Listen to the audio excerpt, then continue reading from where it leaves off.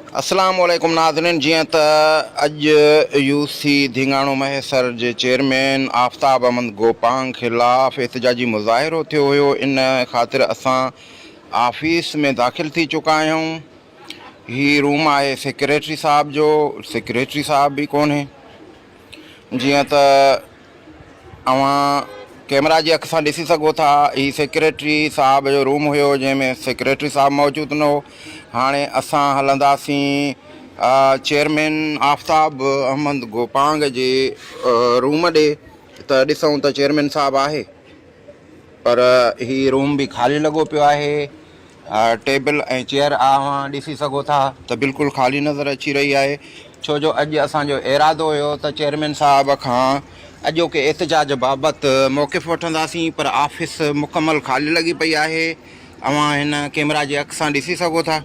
नाज़रीन खे वरी बि ॿुधाईंदा हलूं त अॼु जेको एहतजाज थियो यूसी धिंगाणो महसर में यूसी चेयरमैन ख़िलाफ़, उन बाबति असां मौक़िफ़ वठणु आयासीं, पर यूसी चेयरमैन कोन हुयो। ही ख़ाली चेयर, ख़ाली टेबल अवां खे कैमरा जी अख सां असां ॾेखारे रहिया आहियूं। ऐं हिन ऑफिस में जो आयासीं त असां ॾिठोसीं त चेयरमैन साहब जे जेको कमिरो आहे उन में पखो बि कोन्हे। हीउ हुक तव्हांखे नज़र ईंदो हूंदो, हेॾां लाइन भी कटियल आहे।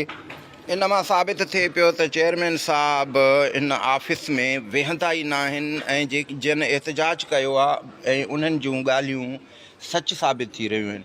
छो जो चेयरमैन साहब वेहे हा त पखो ज़रूरु कमरे में लॻल हुजे हा, छो जो ही गर्मियुनि जी मौसम आहे। जीअं त नाज़रीन ॿिए रूम में भी दाख़िल थी चुका आहियूं। अव्हांखे टेबल ऐं कुर्सी नज़र ईंदी ऐं ॿियो हे पाणी जी टंकी आहे जेकी वाशरूम जे जूं लाइनूं इन में लॻंदियूं आहिनि, पर मां सम्झां थो यूसी धिंगाणो महसर जे चेयरमैन खे टंकी पाणी वारी वठण जेतिरी हैसियत बि न आहे।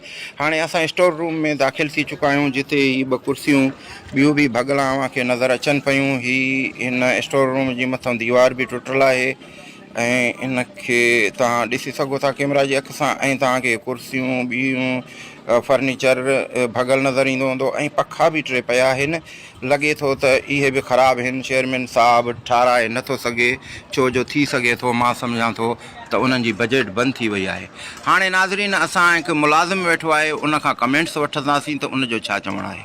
जीअं त नाज़रीन यूनियन काउंसिल में हिकिड़ो अमरा मौजूदु आहे, उन खां पुछूं पिया। अदा नालो? तव्हां मुलाज़िम आहियो? छा बा चौकीदार पटे वाला? नाइब कासिद। अदा नाइब कासिद हिकिड़ो असां ऑफिस में ॾिठोसीं जंहिंजो विंझणो तव्हां इहो हथ वारो पखो ॾिसी सघो था। वीचारे खे पखो ई नथा वठी ॾेई सघनि अहिड़ा चेयरमैन त इहे सॼे पंहिंजी यूसी जी आवाम जी कहिड़ी ख़िदमत कंदा, ऐं पंहिंजी ऑफिस में बि उनखे पखो कोन्हे। अदा छा था चवणु चाहियो, छो न आया आहिनि? नाज़रीन अव्हांखे ॿुधाईंदा हलूं त यूसी धिंगाणो महसर जी यूनियन काउंसिल ऑफिस में मौजूदु हुयासीं, ऐं जेको असांखे हिकिड़ो नाइब कासिद मिलियो, जंहिंखां असां चेयरमैन साहब जे बारे में पुछोसीं। न चेयरमैन साहब हुयो, न सेक्रेटरी साहब हो, न को पटे वालो हो।